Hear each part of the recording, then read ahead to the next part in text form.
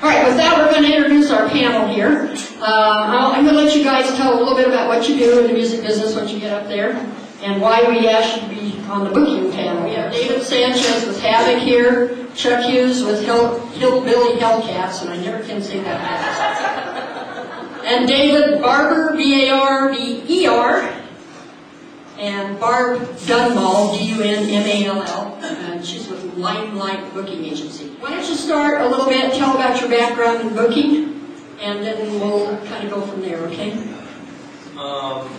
As far as booking goes, I've booked many tours. I booked a bunch of tours for my own band, very do-it-yourself style, not going through a booking agency or anything like that. So I know a thing or two about the kind of stuff that you need to do if you don't want to pay somebody else to book your band and still go on a tour or play out of state, even if people haven't heard of your band or anything like that. So I think I might be able to help with booking tours or maybe opening international bands or things like that. Once again, I'm Chuck Hughes. I started out playing guitar at age 13 and was on the East Coast then. Played in high school bands where we played things like community centers, MYFs, CYOs.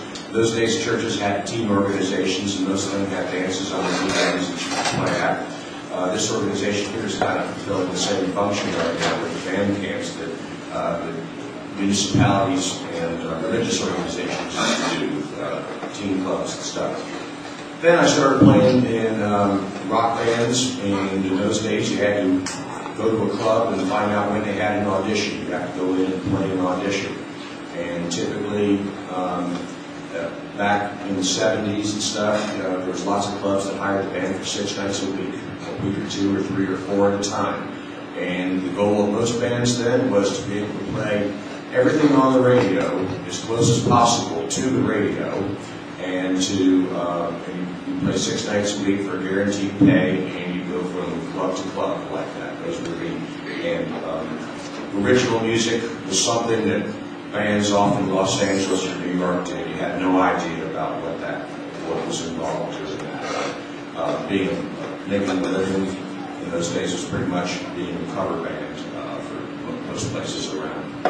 I had a band for 20 years actually 24 years, called Chucky and the Cyclones. It started out as a rockabilly band, evolved into a general purpose party, wedding and corporate party band, turned into a variety band wearing tuxedos, playing everything from Nirvana to Frank Sinatra.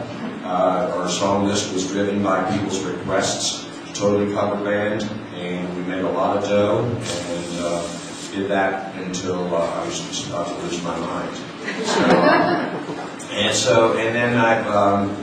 And in those days I just wanted to play and make money. I taught guitar lessons at the Villa music stores back in the days of Villa. I also taught for Solid Sound for about 10 years, and I taught for Rob's Music in Boulder for about 6 years. So I was a private guitar instructor for a long time. I was a student of Bill Frisell in Denver in the 70s. I lived a block away from him, studied with Bill, studied with Dale Bruton, his teacher, for a while. Eventually went out to Musicians Institute in Hollywood, lived there from 2003 to 2007, took their independent musician program, and then moved back here. I had been in Colorado prior to that. So I played the top 40 band, and in those days you have to have a physical promo packet that sent an envelope out, and had started out with a demo tape and eventually to a CD, list of all the places you play, your song list, quotes from people and all that stuff. And I just sent it out to every agent in town. We used to go find all kinds of booking agents and all kinds of people who wanted to hire variety bands for the wedding and corporate parties. And so we played clubs in those days too, but eventually we were seduced by the corporate parties because the money was so much better than the clubs. So we went in the corporate party direction. About 15 years ago, never having written songs before, and wanting to do that, I changed direction. Actually, it was overlapping for a while. I decided to write songs and then do a trio to do only our original music. And so I decided to do rockabilly. It's a style that I liked. And so I've had Hillbilly Hellcats now for 15 years.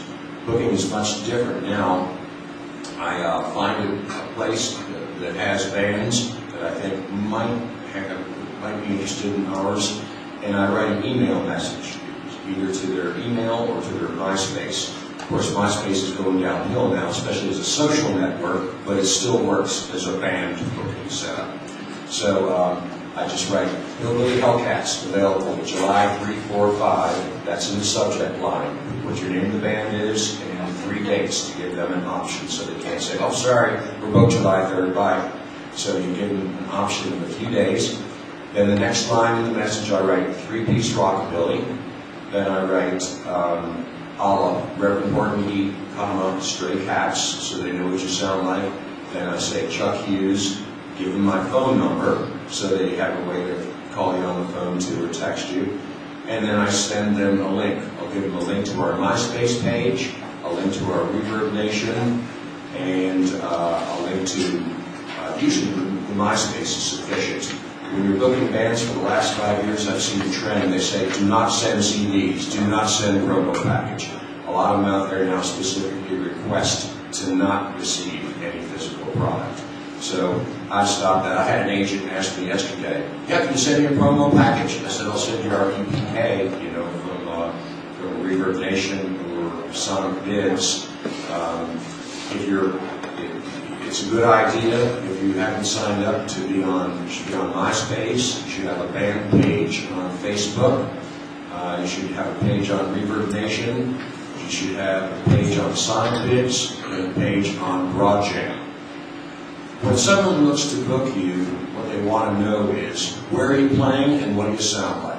And they want to make a decision on you in about 20 or 30 seconds. That's what they're looking for. They want you to get right down to it. They don't care about who said what about you or any of that stuff. They're largely going to judge by where you're playing and how much you're playing, and whether or not you're playing at your corner bar once a month, or whether or not you're playing over a broad geographic range. The wider the geographic range you play over, the more seriously you're taken. I don't know why that is, but that's the way it is. So playing over a wide range is helpful. So booking now, then, as I say, it's just 3 links. Everybody knows you can go to YouTube and enter the name of the act on YouTube. If they don't find you on YouTube, they know that you're new.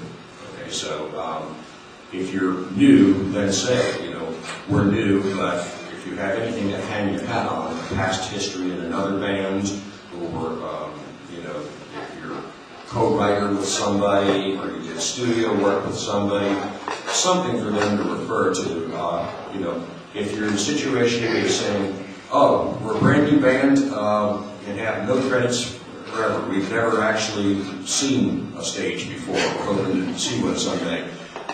In that case, you're probably best off to go to the performing venues locally, find out the ones that have a talent night, an open mic night. Bring your band down on the open mic night and play the open mic. 50% of the time, if you've got 3, 4, 5 tunes on an open mic and you sound good, they're going to come up, the person who run the night, and they're going to say, "We just had a cancellation next Wednesday. Can you guys play next Wednesday?" That's all happened. It'll happen faster than you even anticipate. So I would advise that's effectively, a sort of audition thing, playing the open mic. Now, if you were to get that a gig after which you never will less than a few weeks of playing open nights, something will develop. Whether they like you. Then you want to tell everybody in the world, send out new emails and say, "We're playing at the Joe's Lounge on Tuesday, June 24th. Come on down and see us." And then at every gig, you should be getting people's email too. What we do is we give away CDs often. So they're trying to get CD players left. And we'll say, it's funny, some places still buy CDs, other places don't. Okay, in Europe they still like CDs.